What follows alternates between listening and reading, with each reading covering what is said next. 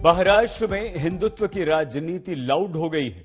मराठी मानुष से हिंदुत्व के ट्रैक पर आने वाले राज ठाकरे आज मेगा रैली में हुंकार भरने वाले हैं और इसके लिए उन्होंने शिवाजी के गढ़ औरंगाबाद से चुना है। जिस समय राज ठाकरे मंच से भाषण दे रहे होंगे, ठीक उसी समय मुंबई में उद्धव ठाकरे मुंबई एयरपोर्ट पर शिवाजी महाराज को श्रद्धांजलि देते हुए दिखेंगे। तो रैली के लिए बस अब से कुछ देर बाद यानी कि 4:30 बजे का समय निर्धारित किया गया है और दोनों तरफ राज ठाकरे उद्धव ठाकरे दोनों चचेरे भाई जो अब दोनों राजनीति में अलग अलग हैं, तो वहां औरंगाबाद में राज ठाकरे की रैली होगी तो मुंबई में शिवाजी महाराज की मूर्ति का अनावरण करते और वहां श्रद्धांजलि अर्पित करते हुए दिखाई देंगे उद्धव ठाकरे।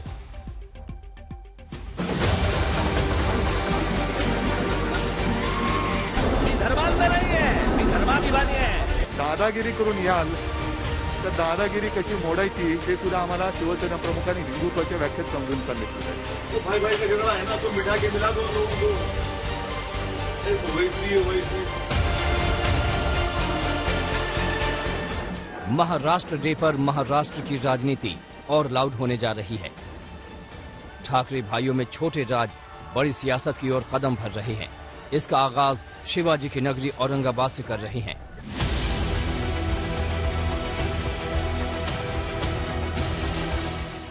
ट्रेलर कल दिखा, आज पूरी पिक्चर है।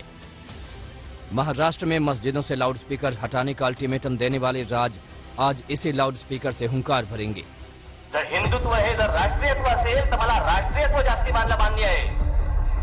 काय त्याच्यामध्ये चूक आहे माझी? मी धर्मांध नाही आहे, मी धर्माभिमानी आहे। माझा कोणाच्या प्रार्थनेला विरोध नाहीये, पण तुम्ही आम्हाला त्रास देऊ नका। राज ठाकरे ने अचानक ट्रैक चेंज किया, मराठी मानुष से कट्टर हिंदुत्व की लाइन पकड़ी। ये बदलाव यूं ही नहीं है, सोची समझी है। सामने राज हैं, पीछे से बीजेपी का साथ है। शिवसेना कट्टर हिंदुत्व का दामन पकड़कर सियासी ट्रैक पर दौड़ती रही, लेकिन कांग्रेस और एनसीपी के साथ गठबंधन के बाद उसकी चाल धीमी पड़ी। अजान और हनुमान के विवाद में शिवसेना उलझी तो बीजेपी की शह पर कई आगे बढ़े, फिर चाहे वो नवनीत राणा हो या फिर नारायण राणे या कंगना रनौत। अब राज ठाकरे भी इस दरिया में कूद पड़े हैं। देश की जो पॉलिटिक्स हो रही है उसमें पूरी कोशिश ये हो रही है कि सबसे बड़ा हिंदुत्व की आइडियोलॉजी पर कौन मानने वाला है। तो उसमें कांग्रेस भी रेस में है, भाजपा है, शिवसेना है, आप पार्टी है, एनसीपी है, समाजवादी पार्टी है। सब ये दिखाना चाह रहे हैं कि हिंदुत्व आइडियोलॉजी में हम सबसे आगे हैं। तो वो कंपटीशन हो रहा है उसका। मेरे बाप का नाम ओवैसी है, अब्बा का नाम ओवैसी है।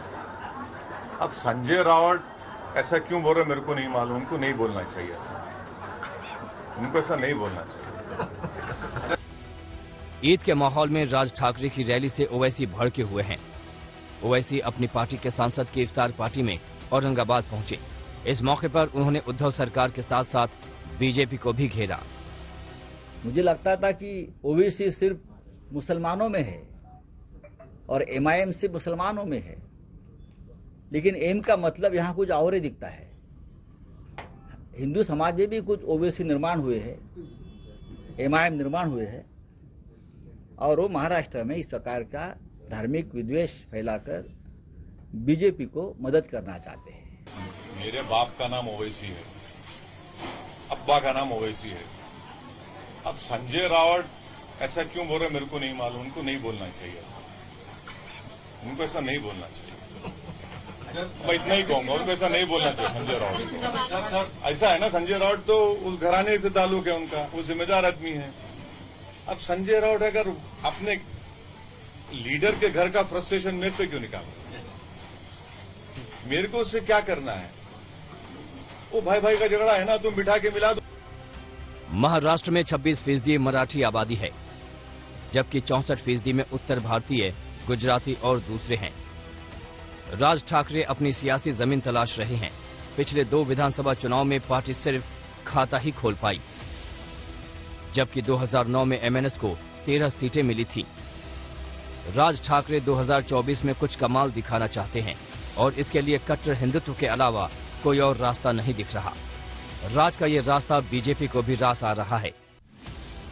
बीजेपी भी चाहती है कि राज ठाकरे शिवसेना के वोट बैंक में सेंधमारी करे। अगर राज ठाकरे 5% भी वोट काट लेते हैं तो बीजेपी की महाराष्ट्र में बल्ले बल्ले हो जाएगी। फिलहाल नजर बीएमसी चुनाव पर है। इसी साल 15 नगर निगमों और 27 जिला परिषदों के चुनाव होने हैं। इन चुनावों को 2024 का लिटमस टेस्ट माना जा रहा है। पंकज खेलकर के साथ पंकज उपाध्याय, औरंगाबाद आज तक।